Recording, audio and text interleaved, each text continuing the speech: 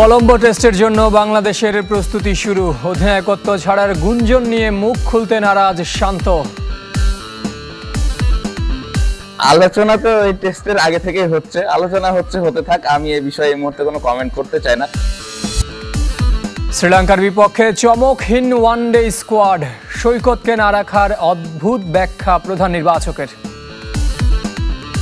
মেহেদী হাসান মিরাজ আছে, মোসাদ্দেকের কোনো সুযোগ নেই। খুব কোনো জিনিস খুব স্পষ্টভাবে হওয়া উচিত। কখনোই সঠিক পরিকল্পনায় এগোয়নি ক্রিকেট বোর্ড, দাবি সৈয়দ আশরাফুল হকের। বুলবুলের উপর আস্থা। টেস্ট দলের অধিনায়কত্ব ছাড়ার গুঞ্জন উঠলেও তা নিয়ে আপাতত কথা বলতে চান না নাজমুল হোসেন শান্ত। তবে গল টেস্টে ড্র নিয়ে প্রশ্নের জবাব দিয়েছেন বাংলাদেশ অধিনায়ক। তার দাবি, কন্ডিশন আর অনভিজ্ঞ বোলিং লাইন আপের জন্য ঝুঁকি নিতে চায়নি বাংলাদেশ দল। এই টেস্টের আগে থেকেই হচ্ছে, আলোচনা হতে থাক। আমি এই বিষয়ে এই মুহূর্তে কোনো কমেন্ট করতে চাই না। মাঠ কিংবা মাঠের বাইরে আলোচনার কেন্দ্রে এখন নাজমুল হোসেন শান্ত। গলে ব্যাক টু ব্যাক সেঞ্চুরির পর এবার চর্চায় তার অধিনায়কত্ব ছাড়ার গুঞ্জন। তবে সিরিজ চলাকালে মুখ খুলতে নারাজ বাংলাদেশ কাপ্তান। এই মুহূর্তে আসলে এটা নিয়ে খুব বেশি কথা না বলাটাই ভালো। সবার কাছে একটা রিকোয়েস্ট থাকবে, এটা নিয়ে খুব বেশি মাতামাতি বা আলোচনা সমালোচনা দরকার নেই, কারণ খুব ইম্পর্টেন্ট একটা টেস্ট ম্যাচ। আমি আশা করব সবাই এই টেস্ট ম্যাচটা আমরা কিভাবে ভালো খেলতে পারি এটা নিয়ে যেন চিন্তা করি। লঙ্কানদের মাটিতে প্রথম টেস্ট ড্র করেও সমালোচিত টিম বাংলাদেশ। অনেকের চোখে জয়ের চেয়েও প্রাধান্য পেয়েছে ক্রিকেটারদের ব্যক্তিগত অর্জন, কিন্তু সে অভিযোগ আমলে নিচ্ছেন না শান্ত। উইকেটটা যেরকম ছিল, এই উইকেটে আমার মনে হয় না যে আসলে 50 ওভারের মধ্যে অল আউট করাটা সম্ভব হতো, বিকজ অফ আমাদের দেখেন মিরাজ খেলতে পারেন, আমাদের একটা এক্সপিরিয়েন্স বলারও খেলতে পারে না। সো স্বাভাবিকভাবে একটু ইনএক্সপিরিয়েন্স বোলিং অ্যাটাক ছিল। সো ওই রিস্কটা আমরা নিতে পারি নাই। বাট এভাবে আসলে ইন্ডিভিজুয়াল মাইলস্টোনের জন্য এই টিমে কেউই খেলে নাই। শুধুমাত্র কন্ডিশনের কারণে আমরা ওই রিস্কটা নিতে পারি না। বাট বৃষ্টি যদি না হতো হয়তো আমরা ডিফারেন্ট প্ল্যানে যেতাম।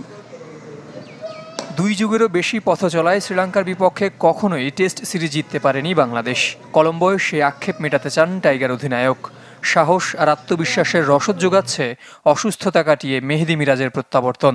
মিরাজ কিন্তু খুব গুরুত্বপূর্ণ একজন প্লেয়ার আমাদের টিমের জন্য, কারণ ব্যাটিং এবং বোলিং যেভাবে কন্ট্রিবিউট করে প্রত্যেকটা ম্যাচে কিন্তু ইম্প্যাক্টফুল ব্যাটিং ইনিংস থাকে এবং বোলিং এ ইম্প্যাক্টফুল বোলিং থাকে। সো ও আসাতে অবশ্যই টিমের ব্যালেন্সটা আর একটু ভালো হবে।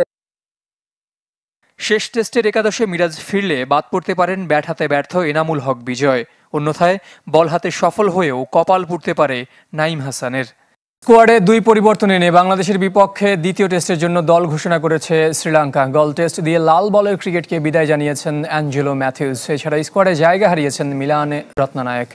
দুজনের পরিবর্তে দলে জায়গা করে নিয়েছেন স্পিন অলরাউন্ডার দিনুথ ভিল্লালাগে ও পেসার বিশ্ব ফার্নান্দো। সিংহলী স্পোর্টস ক্লাব মাঠে সিরিজের দ্বিতীয় ও শেষ টেস্ট আগামী 25 জুন কলম্বোতে মুখোমুখি হবে দু দল। এদিকে শ্রীলঙ্কার বিপক্ষে ওয়ানডে সিরিজের জন্য 16 সদস্যের দল ঘোষণা করেছে বিসিবি। 2 বছর পর জাতীয় দলে নাইম শেখ। তবে ফর্মে থাকা নুরুল হাসানের জায়গা হয়নি স্কোয়াডে। মোসাদ্দেক হোসেন সৈকতকে না রাখা নিয়ে অদ্ভুত ব্যাখ্যা দিয়েছেন প্রধান নির্বাচক। চট্টগ্রামে সাদা বলের ক্রিকেটারদের প্রস্তুতি ম্যাচের আগেই ঢাকায় ওয়ানডে স্কোয়াড ঘোষণা নির্বাচকদের। এমডি মেহেদী হাসান মিরাজ ক্যাপ্টেন। 16 জনের স্কোয়াডে চমক নেই, তবে প্রশ্ন আছে অনেক। লিটন দাস ও শামীম পাটোয়ারি ফিরেছেন। কখনো ওয়ানডে না খেলা তানভীরও সুযোগ পেয়েছেন। বাদ পড়েছেন নাসুম আহমেদ, সৌম্য সরকার। 2 বছর পর দলে জায়গা পেয়েছেন নাইম শেখ। ঘরোয়া ক্রিকেটে ধারাবাহিক পারফরমেন্সকে মূল্যায়ন করেছেন নির্বাচক প্যানেল। যদিও নিউজিল্যান্ডের বিপক্ষে এ দলের সিরিজে ব্যাট হাতে ব্যর্থ ছিলেন এই বাঁহাতি ওপেনার। ডোমেস্টিকের যে বোলিং অ্যাটাক হয় তার সঙ্গে ইন্টারন্যাশনাল বোলিং অ্যাটাকের ফারাক আছে। তো সেটা তার জন্য একটা ছোটখাটো একটা চ্যালেঞ্জ আমি বলবো, যে তার অপরচুনিটি যখন আসবেন তিনি সেটাকে মানে সেভাবে নিজেকে উজাড় করে দিবেন। নাইম শেখের মতো ঘরোয়া ক্রিকেটের ধারাবাহিক ছিলেন নুরুল হাসান সোহানো। মাহমুদুল্লাহর অবসরের পর 6 বা 7 নম্বরে হতে পারতেন বিকল্প। সোহান ফর্মের তুঙ্গে স্বীকার করেছেন প্রধান নির্বাচকও স্কোয়াডে না রাখার যৌক্তিক ব্যাখ্যা দিতে পারেননি।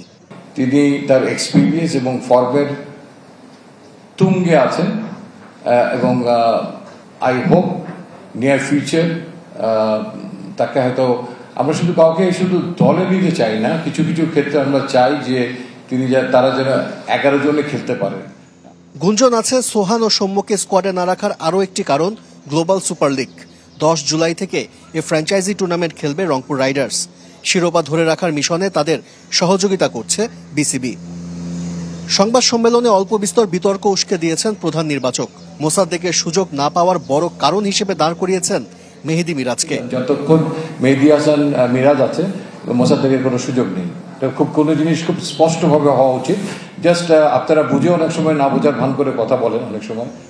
ইনজুরি সমস্যা কাটিয়ে উঠেছেন তাসকিন আহমেদ। ওয়ার্কলোড ম্যানেজমেন্টের আওতায় সবগুলো ম্যাচই খেলতে পারবেন বলে আশাবাদী নির্বাচকরা। এদিকে চট্টগ্রামে প্রস্তুতি ম্যাচ খেলছে সাদা বলের ক্রিকেটাররা। সাগরিকায় লাল এবং সবুজ দুদলে ভাগ হয়ে দিবারাত্রির ম্যাচ খেলছেন তারা। আগে ব্যাট করতে নেমে 50 করেছেন সবুজ দলের সৌম্য সরকার ও পারভেজ হোসেন ইমন। পুরোপুরি ফিট নয় সৌম্য। নির্বাচকদের এমন দাবির পর 51 বলে 55 রানের ইনিংস খেলেছেন তিনি। 71 বলে 58 রান করেছেন পারভেজ হোসেন ইমন। 2 উইকেট শিকার রিশাদের। 27 জুন শ্রীলঙ্কায় যাবে ওয়ানডে দল। তার আগে বুধবার আরও এক প্রস্তুতি ম্যাচ খেলবেন তাসকিন, নাইম শেখরা। টেস্ট মর্যাদার রজত জয়ন্তী উৎসবের ধারাবাহিকতায় খুলনা রাজশাহীর পর সিলেটে জমকালো আয়োজন। সকালে আন্তর্জাতিক স্টেডিয়ামে অনূর্ধ্ব 12 6 টুর্নামেন্টের উদ্বোধন করেন সভাপতি আমিনুল ইসলাম। খুলনা রাজশাহীর পর এবার সিলেটে টেস্ট মর্যাদার রজত জয়ন্তী উদযাপন। সিলেট আন্তর্জাতিক স্টেডিয়ামে অনূর্ধ্ব 12 6 টুর্নামেন্ট সহ নানা আয়োজন। উদ্বোধন করেন বিসিবি সভাপতি আমিনুল ইসলাম বুলবুল। সিলেট বিভাগীয় কমিশনার সহ ক্রীড়া সংস্থার কর্মকর্তারাও এই সময় উপস্থিত ছিলেন। টেস্ট মর্যাদা প্রাপ্তির 25 বছর উদযাপনের কারণ ক্রিকেটের বিকেন্দ্রীকরণ। নতুন সভাপতি আবারও বললেন, তৃণমূলে খেলাটা ছড়িয়ে দিতে চায় ক্রিকেট বোর্ড। শুধু জাতীয় দলে খেলার জন্য নয়, ভালো নাগরিক তৈরিতেও তা প্রয়োজন বলে মনে করেন আমিনুল ইসলাম। সবাই তো আর জাতীয় দলে খেলে না। আমরা ক্রিকেটের মাধ্যমে ভালো বাংলাদেশের নাগরিকও তৈরি করতে চাই। ডিসেন্ট্রালাইজেশন মানে এই না যে শুধুমাত্র আমরা পৌঁছাবো এবং খেলাবো, সাথে সাথে আমরা যাতে ভালো ক্রিকেটার তৈরি করতে পারি সেই লক্ষ্যে কোচদেরও ট্রেনিং করাবো, আম্পায়ারদেরও ট্রেনিং করাবো এবং কীভাবে আমরা আরও ভালো ক্রিকেট উপহার দিতে পারি সেটাই আমাদের মূল লক্ষ্য। 25 বছরের টেস্ট ক্রিকেটের অগ্রগতি আশানুরূপ নয়। তারপরও নতুন দিনের স্বপ্ন দেখেন বোর্ড সভাপতি। শ্রীলঙ্কার বিপক্ষে গল টেস্টে বাংলাদেশ জিততে ড্র করেছে বলে দাবি তার। পরের টেস্ট নিয়ে আশাবাদী। জিততে যে ম্যাচটা ড্র করে সেটা উইনিং ড্র, এবং শান্ত ব্যাক টু ব্যাক 100 করলো। মুশফিক ইজ ইন ফিরে আসলো ফর্মে, এবং আমার কাছে মনে হচ্ছে নাইম বল রিয়েলি ওয়েল। এবং আমার কাছে মনে হচ্ছে একটা দল যখন 11 জন খেলে, 3-4 জনের একটা পারফরমেন্স হলেই কিন্তু দল জিততে পারে, এবং সেই চেষ্টাটা সবার ছিল। এবং আমি কৃতিত্ব এককভাবে কাউকে দেবো না, অ্যাজ এ টিম আমার কাছে মনে হচ্ছে খুব ভালো ক্রিকেট খেলেছে। এইটার ফলশ্রুতিতেই হয়তো আমরা নেক্সট টেস্টটাও হয়তো ভালো খেলবো এবং জেতার জন্যই খেলবো। প্রথমবার সিলেট আন্তর্জাতিক স্টেডিয়ামে গিয়ে অভিভূত আমিনুল ইসলাম বুলবুল দিলেন চায়ের শহরে আইসিসি ইভেন্ট সহ বড় টুর্নামেন্ট আয়োজনের প্রতিশ্রুতি। এত ভালো অবকাঠামো, এত সুন্দর ব্যবস্থাপনা, এবং এই যে গ্রিন গ্যালারির কথা বললেন বা পরিবেশের কথা বললেন, আমার মনে হয় পৃথিবীতে খুব একটা বেশি নেই। রজত জয়ন্তীর আয়োজনের মধ্যে ছিল pacer hunt, stump hit challenge ও ছবি আঁকার প্রতিযোগিতা।